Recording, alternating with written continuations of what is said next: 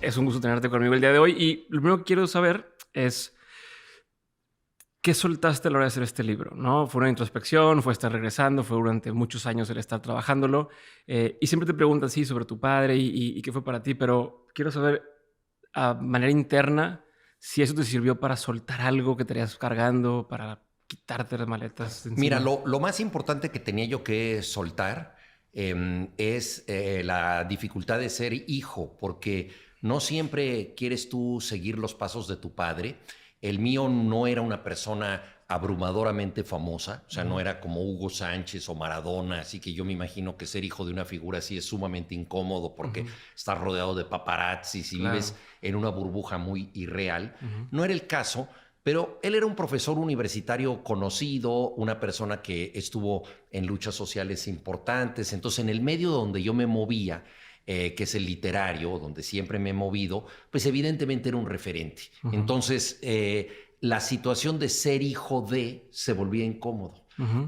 Por el hecho de que mucha gente, por ejemplo, me veía y me decía Luis, en vez de decirme Juan, espontáneamente, Sí. ¿no? Confundiéndome con mi padre.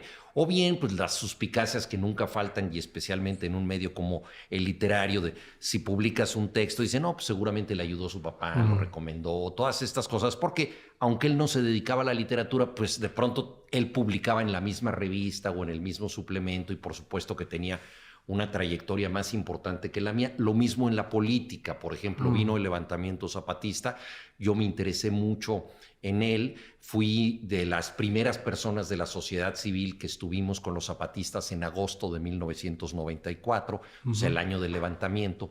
En ese mes ellos hicieron una gran convención en la selva Ujú. para darle la bienvenida a la sociedad civil y mostrar Lo que lo que estaba ellos pasando. exactamente, y digamos hacer como un gran despliegue de las esperanzas que consideraban que traían para el país. Mi padre en ese momento sentía que los zapatistas eran, digamos, no muy confiables porque se habían levantado en armas. Aunque solo hubiera habido combates durante unos 12 días, ¿no? Ujú. De cualquier manera, mi padre estaba en contra de las guerrillas y decía, esto no me da buena espina porque después de las experiencias del Che Guevara, etcétera, debemos transitar hacia búsquedas democráticas, pacíficas. Entonces los veía con distancia y poco a poco, a medida que vio que en realidad eran un movimiento social, se acercó a ellos Ujú. y una vez que lo hizo, los zapatistas lo acogieron. Lo Ya. nombraron asesor, le dieron la bienvenida, era una persona importante para ellos y yo era un militante de base, o sea, yo estaba en la multitud, Ya. pues yo tenía entonces 30 y tantos años, ¿no?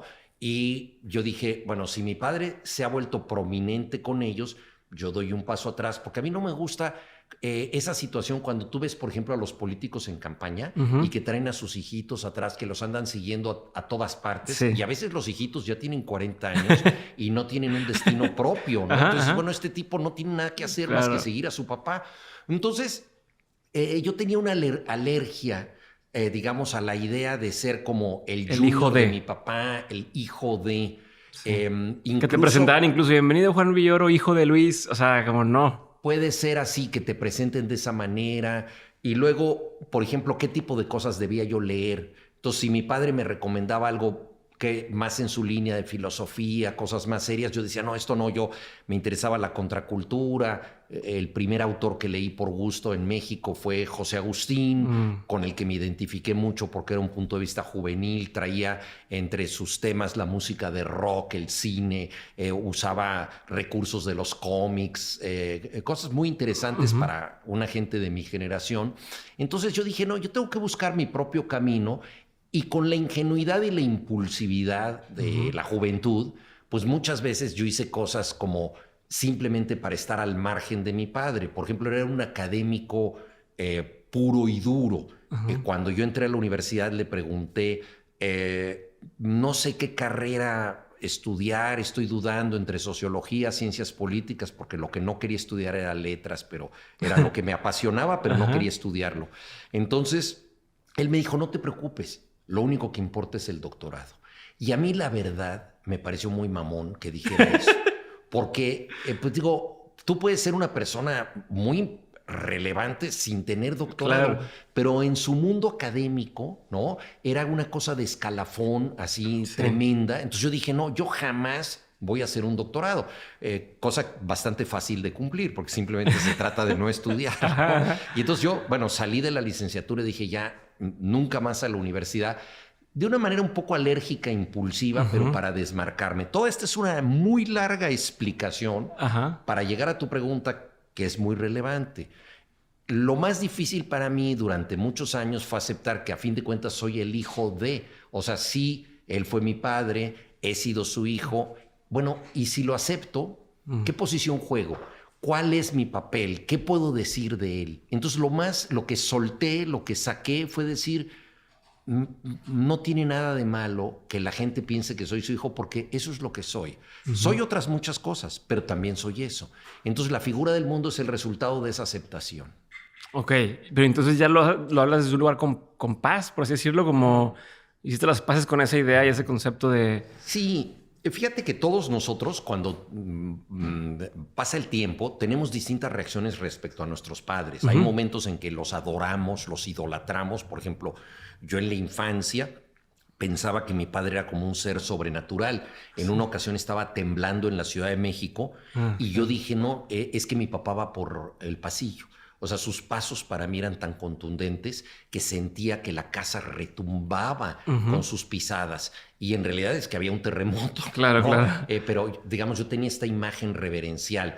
Luego, pues, vinieron épocas de conflicto, momentos en que yo le pedí dinero y él me lo negó porque, pues, él era muy severo, fue muy austero. Sí. Yo soy el primogénito. Pero también sí daba a otra gente, ¿no? Que también es le como daba te daba gente, como el... Tienes toda la razón. Le daba a otra gente porque...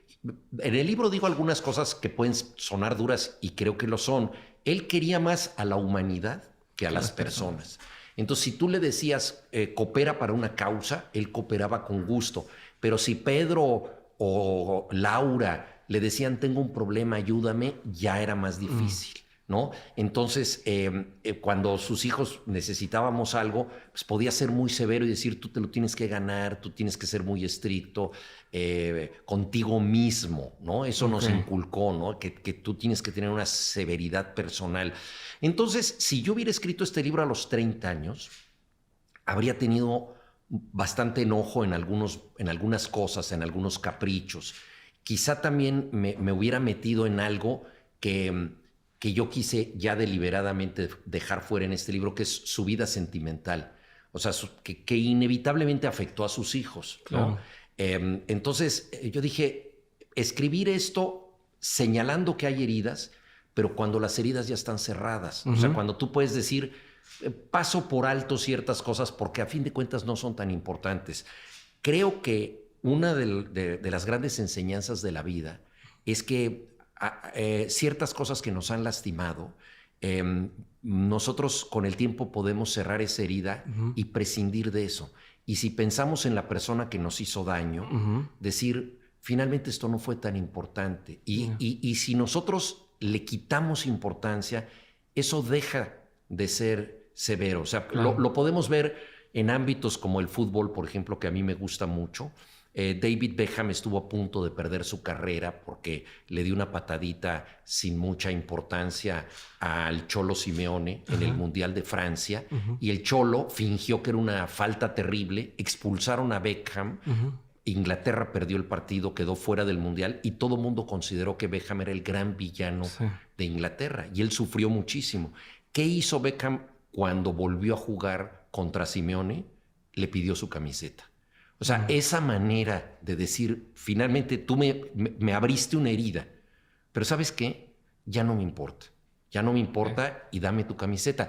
Y creo que es un acto de reconciliación importante y si actuamos así, creo que podemos entonces entender mejor quién es la otra persona. O sea, no dejarnos llevar por, es que me dejó plantado tal día, es que me habló feo tal O incluso otro. fue adrede, porque a veces ni siquiera lo hicieron con esa intención. Como a lo mejor en el caso de tu papá, lo que mencionas ahora, de con nosotros era más estricto, a lo mejor en su cabeza era su forma de hacerlos mejores personas. Entonces, la intención era buena, pero el sentimiento era otro. No sabemos. Exactamente, así.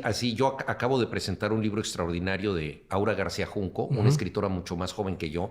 Se llama Dios fulmine a la que escriba sobre mí, que es la historia de ella sobre su padre. Pero Aura es muy joven y le recrimina con mucha valentía y con mucha inteligencia cosas a su padre.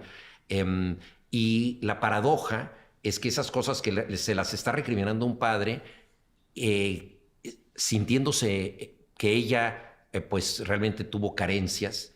Y la paradoja es que ella es una mujer extraordinaria y una escritora increíble. Entonces tú dices, si tu padre te hubiera dado más y te hubiera consentido mucho y todo, a lo mejor estarías ahora pues en un yate casada con un millonario tonto en vez de ser una de las principales escritoras de México, pero nunca se sabe. Claro. Ahora, ella naturalmente tuvo que escribir este libro porque era lo que sentía y sobre todo en este momento de su vida. Claro.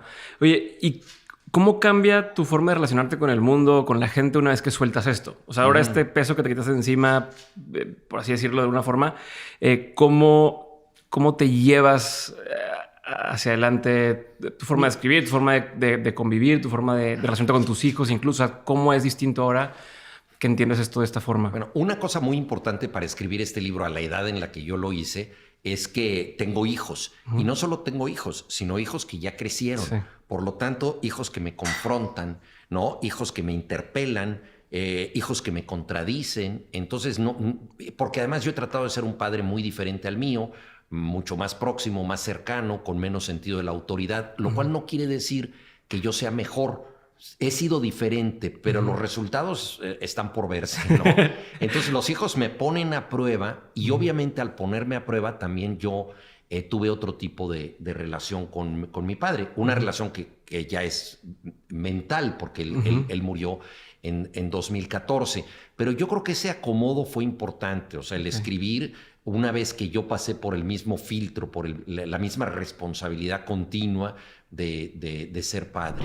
¿Se puede separar la obra de lo que ha hecho el autor de esta obra? O sea, ¿sientes que es...? Bueno, yo creo que todo autor vuelca su experiencia personal en la obra. Volviendo al tema del padre, fíjate que en una ocasión le preguntaron a James Joyce por qué había escrito de la figura de Ulises, ¿no? Su famosa novela se llama El Ulises, porque había recuperado eso. Y él, que venía de una educación católica como buen irlandés y que admiraba mucho la figura de Cristo, que es extraordinaria, ¿por qué no había puesto, en vez de Ulises, por qué no escribió de Jesús? Y él dijo de inmediato, porque Jesús no fue padre. A él solo fue hijo. Fue lo único que le faltó a Jesús. Y es una respuesta muy interesante porque él vivió ese aprendizaje como padre y tuvo un problema terrible porque su hija cayó en la locura. A pesar de que su hija cayó en la locura, a pesar de ese sufrimiento que él tuvo con la hija que adoraba, él no hubiera dejado de ser padre por nada del mundo. Lo atesoraba. Y yo creo que ese aprendizaje es sumamente significativo. ¿Sí? Ok, pero mi pregunta es en torno a... O sea, ¿se puede justificar un poco o sea, decir, este autor escribe increíble, pero o sea, en este caso dice, abandonó a sus hijos en un orfanato, pero escribió muy bien sobre Claro, tal. es que sí, tu pregunta es muy interesante porque tiene dos fases, ¿no? Yo me quedé en la primera. La primera es inseparable la vida del artista de la obra. Eso todos plasmamos lo que vemos. Si nos vamos 4 años a Egipto, esa experiencia va a entrar en nosotros de alguna manera, ¿no? Entonces, esa es la primera cosa, ¿no? La vida está en la obra. La segunda, juzgar moralmente la obra por la vida, yo creo que es equivocado. Una de las grandes conquistas del periodo de la Ilustración en el siglo XVIII fue lograr la autonomía de la obra intelectual, la autonomía de la obra de arte. Es decir, que una persona puede escribir un libro, como el que ya mencioné, Emilio, o de la educación, de Rousseau, y esa persona no debe ser llevada a un tribunal de la iglesia o del Estado. De hecho, Rousseau tuvo que huir porque estaban a punto de matarlo por haber escrito ese libro. O sea, hasta antes de la Ilustración, la censura ejercida ya sea por los tribunales eclesiásticos o por los tribunales civiles era terrible. Entonces, una de las grandes conquistas culturales es decir, esta obra la podemos juzgar sin condenar al autor, ¿sí? Y juzguemos su mensaje. Y ahora, el autor puede haber sido una persona maravillosa, qué bien, pero muchas veces la persona que hace esto, pues es una persona muy tortuosa, incluso maligna, y sin embargo dejó una obra fundamental. Entonces, prescindir de las obras de arte porque la persona no tuvo una conducta moral con su familia, con otras personas, yo creo que es un acto de censura absurdo. Creo que esa persona, si se portó mal en la vida o se porta mal, si es alguien vivo, debe someterse a la justicia de los tribunales y debe ser condenado en la justicia de los tribunales. O sea, porque también el hecho de que sea un gran artista no lo exime de responsabilidades morales, que eso también es un error. Pensar, no, es que como él es un genio, sí, perdónenselo. Tiene que hacer unas orgías sádicas, ¿verdad? Y entonces tiene que hacer las cosas más extravagantes para inspirarse. Pues no, el señor es un torturador. Entonces él tiene que pagar ante la justicia por eso. Pero aparte, pudo hacer las cosas importantes. Hay una anécdota que no sé exactamente a quién se le atribuye, de la época del Renacimiento, que un pintor renacentista no quiere visitar a otro pintor porque sabe que es una pésima persona y le cae muy mal. Y entonces le dicen, oye, pero es un gran pintor, ¿no admira su pintura? Dice, sí admiro su pintura, pero los artistas son como las luciérnagas. Si ves su luz a la distancia, ¿para qué quieres conocer al gusano?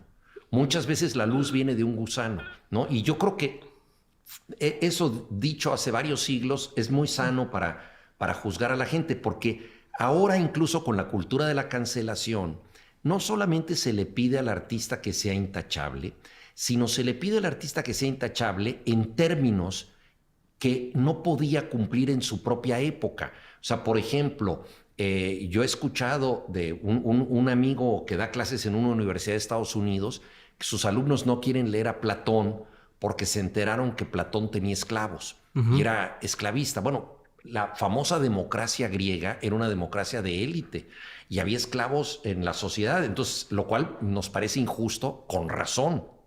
Pero ya culpar a cualquier persona de lo que se pensaba en otras épocas y que era la norma anterior es terrible, porque muy posiblemente nosotros en el futuro vamos a ser vistos, si la sociedad del futuro se vuelve unánimemente vegana, todos los que comimos un taco al pastor... No, todas las fotos que saliste con una chamarra de piel o lo que sea... Exacto, vamos a ser perversos, ¿no?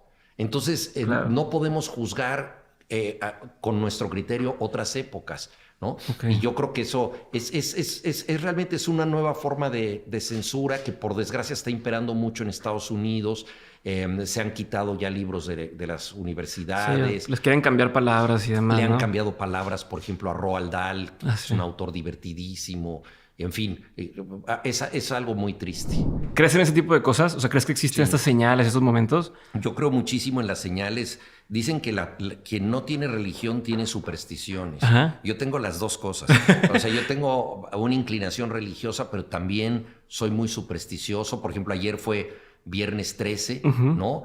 Y bueno, me pasaron ciertas cosas que igual fueron simples casualidades, pero encontré una medallita que había perdido de manera sorprendente. Mi esposa encontró sus audífonos que llevaba buscando un año. Todo lo atribuimos al Viernes 13. Pasaron otras cosas. También me hackearon la tarjeta, pero se resolvió de inmediato. Entonces todo fue como muy raro, pero teniendo una mente así medio supersticiosa, sí. Pero, ¿y cómo crees que haya influido esto de superstición o estas señales, por ejemplo, en alguna decisión de tu carrera o de trayectoria? Porque esas son cosas un poquito, entre comillas, banales, ¿no? Pero alguna cosa que hayas dicho, mira, le hice caso a esto, así como la obra. ¿Hay alguna otra cosa que haya pasado así? Mira, el libro La figura del mundo tiene un subtítulo que es El orden secreto de las cosas. O sea, mi padre se refería a la figura del mundo como una constelación de sentido que podía definir una época, que podía definir la mente de una persona, etcétera, ¿no? Entonces hay una figura, ¿verdad?, secreta, que es lo que está articulando todo, ¿no? Como podemos ver con las estrellas. Entonces, a mí me parece que lo que para muchos es un simple azar, de pronto si tú lo entiendes como parte de un orden secreto, te puede ayudar. No hay manera de justificarlo, pero esto te ayuda a seguir adelante. Por decirte algo, yo estaba escribiendo la novela El Testigo, y uno de los grandes problemas cuando tú escribes una novela es que no tienes un límite. O sea, tu novela debe tener 100 páginas, 200, 250, 600. O sea, hay grandes novelas de todos estos tamaños. ¿Cuál es la talla de la novela? ¿Cuál es el número de Dios, de caracteres que debe tener? Pues no sabemos.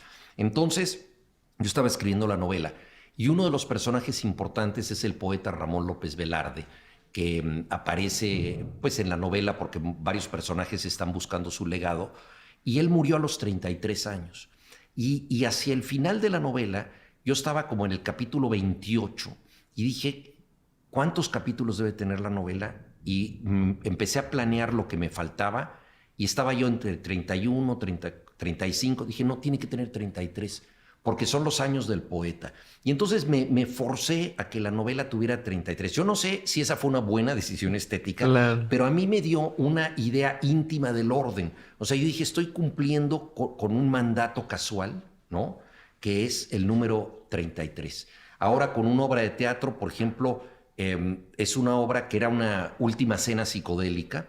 Entonces, porque trata del descubrimiento de las drogas, de la expansión de la conciencia en los años 60. Entonces, eran 13 personajes, como en la última cena, pero la verdad no se ajustaban a la trama y había que sacar a 2. Entonces, 11 personajes, dije, no, pues se arruinó el número 13, que para mí era cabalístico, pero me di cuenta, haciendo las versiones de la obra, que la obra, yo estaba como en la versión número 10, la obra todavía no quedaba, y yo dije, no, ya entendí el número 13. El número 13 no son la cantidad de personajes, es la cantidad de borradores que tengo que escribir. Y entonces, esto no hay una regla, es una locura. Lo vas sintiendo en cada momento. Pero a mí me da un orden interior, o sea, me permite decir, bueno, mira, era el esfuerzo que yo tenía que hacer. Qué loco, porque... Sí. ¿Y cómo sabes cuándo identificar en ese sentido? O sea, yo soy parecido a ti. Ahorita mientras me mencionas eso, rijo mi vida con muchas cosas así que no sé cómo explicarlas, pero de pronto van pasando. En tu caso, ¿cómo sabes a cuáles escuchar o cuáles decir, soy yo solo me estoy, o sea, no es verdad esto que estoy diciendo, y en cuáles dices, sí, esto viene de un lugar? Sí, mira, una de las características de la experiencia humana es que es abigarrada, abrumadora, caótica, dispersa. O sea, el mundo es un bazar loco. Sí. Hay demasiadas cosas en todas partes, ¿no? Incluidas las cucarachas o los mosquitos. Están ahí siempre. Sí, como la película Everything, Everywhere, All at Once, ¿no? Exactamente. Y entonces, bueno, ¿cómo tú puedes, de ese universo tan caótico y desordenado, ahí encontrar una historia o encontrar una efigie que va a ser una escultura o un orden, ¿no? Entonces, si tú tratas de darle cierto método al azar, porque eso es la superstición. La superstición toma las casualidades y les da un método. O sea, une 2 o 3 cosas, ¿no? O sea, decides que eso te puede ayudar. Ahora, cada uno tiene su forma de relacionarse con esas casualidades. Y bueno, yo creo que eso es parte de la destreza de cada artista. Hay muchas cosas que son casualidades que no te sirven, que no te dicen nada, pero hay otras que te funcionan. Yo en lo personal, mi único método que tengo para esto es la memoria. Porque mira, yo de pronto veo a una chica con unos zapatos peculiares y yo digo, esos zapatos son muy interesantes, ¿qué personalidad tendrá esta chica? Pasa el tiempo y veo otros zapatos de un chico que los tiene de tal manera y digo, yo tengo que escribir una historia donde estos zapatos se combinen con estos zapatos, se van a tener que juntar. Y yo digo, pero... Y empiezo a pensar en la personalidad de las dos gentes. Son 2 zapatos que vi de manera casual, etcétera. Un día en que a mí se me habían roto las agujetas de mis zapatos. Entonces yo perdí, digamos, un zapato, pero encontré 2 zapatos que no son míos, que me decían algo, ¿no? Entonces, ¿esa es una buena idea o es una mala idea? Por supuesto que es una idea tan vaga que no sabemos si es buena o si es mala. Entonces, lo que a mí me parece que es como el único tribunal que tú tienes para este tipo de casualidades locas, que a veces puedes convertir metódicamente en algo más significativo, es la memoria. Pasan los días y yo me olvido para siempre de los zapatos. No vuelvo a saber de ellos. Pues eso no era para mí. Eso no tenía nada que ver conmigo. Pero pasan los días, pasan los meses, pasan los años y de pronto una amiga me dice, oye, fíjate que tuve una relación erótica rarísima, me dijo una amiga, porque en Japón conocí a un chico que me parecía maravilloso. Estábamos en un lounge de una discoteca y todo, y de pronto él se despidió de manera intempestiva y terminó la cita. Y yo dije, ¿qué pasó? Y ya, pues cuando me quise ir, me di cuenta que me faltaba un zapato.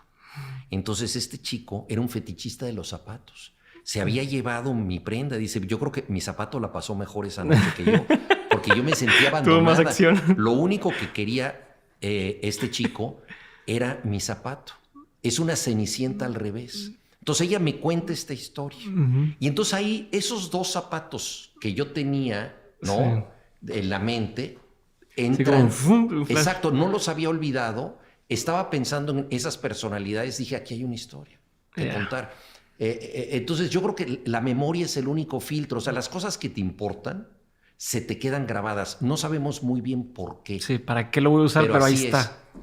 Y eso sucede en cualquier cosa. Por ejemplo, yo cuando hago crónicas de un suceso real, tomo muchas notas y grabo entrevistas, todo, a veces incluso fotos. En fin, tengo una documentación, digamos, fáctica. Pero luego cuando llego a escribir la crónica, creo que un buen método es escribir de memoria. Porque la memoria, vuelvo a lo mismo, te decanta mucho. Lo importante es lo que te impactó. Dejas fuera muchas cosas. Por supuesto que luego tienes que revisar tus notas y todo. Pero si solo trabajas desde tus notas, metes demasiadas cosas que no tienen que estar ahí. O sea, lo más difícil en el arte es prescindir de cosas que son interesantes, pero no tienen que ver con lo que tú estás haciendo. Ya. O sea, un pasaje muy bonito en una novela, pero que ya no va con la novela. Una metáfora preciosa en un poema, pero que ya no va con el poema, ¿no? Entonces, están bien esas cosas en sí mismas, pero hay que sacrificarlas, ¿no? Para que el conjunto funcione. Y ahí yo creo que la memoria te sirve como una decantación increíble, ¿no? Okay. Yo a veces he hecho la prueba, por ejemplo, con amigos poetas, que les digo, ¿te sabes este poema de memoria? Me dice, yo creo que sí, no estoy seguro, pero yo creo que sí. Y entonces yo tengo aquí el poema, él me lo recita, y muchas veces pasa que omite 2 o 3 palabras, que no las dijo. Y yo le digo, mira, te saltaste estas 2 o 3 palabras. Y yo le digo, pero si las quitas el poema es más fuerte. Porque esas eran paja, eran adornitos que no tenían que ver, ¿no? Entonces, la única verdad es esa la que llevamos dentro y que tiene que ver con lo que recordamos. Hey, esto es un pedacito del podcast de Mentes. Puedes escucharlo completo en cualquier plataforma, seguirnos en YouTube o darle clic aquí para ver el episodio completo.